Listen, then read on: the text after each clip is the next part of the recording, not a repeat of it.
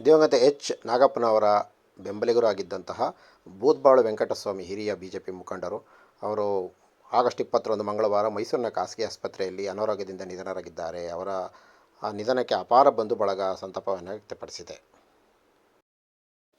ಅನೂರು ಕ್ಷೇತ್ರದ ಬಿಜೆಪಿ ಮುಖಂಡರು ಹಾಗೂ ದೇವರಾಜ ಅರಸು ಹಿಂದುಳಿದ ಅಭಿವೃದ್ಧಿ ವೇದಿಕೆಗಳ ಅಧ್ಯಕ್ಷರಾಗಿದ್ದಂಥ ಬೂದ್ಬಾಳು ವೆಂಕಟಸ್ವಾಮಿ ನಿಲ್ಲ ಅವರು ಖಾಸಗಿ ಆಸ್ಪತ್ರೆಯಲ್ಲಿ ಆಗಸ್ಟ್ 20ರಂದು ಮಂಗಳವಾರ ಸಂಜೆ ಸುಮಾರು 4 ಗಂಟೆಯಲ್ಲಿ ಅವರು ನಿಧನರಾಗಿದ್ದು ತಿಳಿಸಲು ವಿಷಾದಿಸುತ್ತೇವೆ.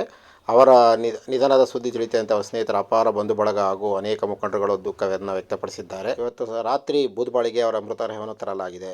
ಮೃತರ ಅಂತ್ಯಕ್ರಿಯೆ ಆಗಸ್ಟ್ 21ರಂದು ನೆರವೇರಲಿದೆ.